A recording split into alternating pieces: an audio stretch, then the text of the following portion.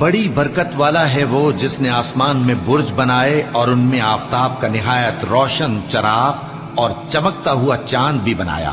اور وہی تو ہے جس نے رات اور دن کو ایک دوسرے کے پیچھے آنے جانے والا بنایا۔ یہ باتیں اس شخص کے لیے جو غور کرنا چاہے یا شکر گزاری کا ارادہ کرے سوچنے اور سمجھنے کی ہیں۔ اور رحمان کے بندے تو وہ ہیں جو زمین پر آہستگی سے چلتے ہیں، اور جب جاہل لوگ ان سے جاہلانہ گفتگو کرتے ہیں تو سلام کہتے ہیں۔ اور وہ جو اپنے پروردگار کے آگے سجدے کر کے اور عز و ادب سے کھڑے رہ کر راتیں بسر کرتے ہیں، اور وہ جو دعا مانگتے رہتے ہیں کہ اے پروردگار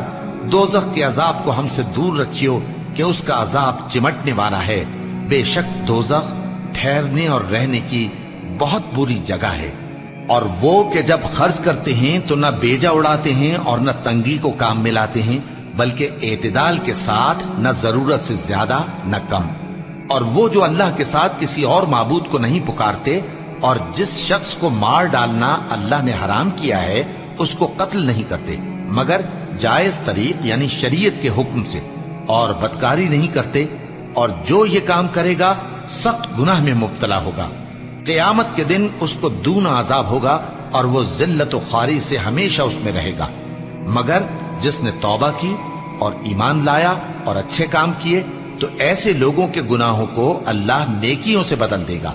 اور اللہ تو بخشنے والا ہے، مہربان ہے۔ اور جو توبہ کرتا اور عمل نیک کرتا ہے تو بے شک وہ اللہ کی طرف رجوع کرتا ہے۔ اور وہ جو جھوٹی گواہی نہیں دیتے اور جب ان کو بیہودہ چیزوں کے پاس سے گزرنے کا اتفاق ہو تو شریفانہ انداز سے گزرتے ہیں، اور وہ کہ جب ان کو ان کے پروردگار کی باتیں سمجھائی جاتی ہیں تو ان پر اندھے اور بہرے ہو کر نہیں گرتے بلکہ غور و فکر سے سنتے ہیں۔ اور وہ جو دعا مانگتے ہیں کہ اے پروردگار ہم کو ہماری بیویوں کی طرف سے اور اولاد کی طرف سے آنکھوں کی ٹھنڈک عطا فرما اور ہمیں پرہیزگاروں کا امام بنا، ان صفات کے لوگوں کو ان کے صبر کے بدلے اونچے اونچے محل دیے جائیں گے، اور وہاں فرشتے ان سے دعا و سلام کے ساتھ ملاقات کریں گے، اس میں وہ ہمیشہ رہیں گے، اور وہ ٹھہرنے اور رہنے کی بہت ہی عمدہ جگہ ہے۔ کہہ دو کہ اگر تم اللہ کو نہیں پکارتے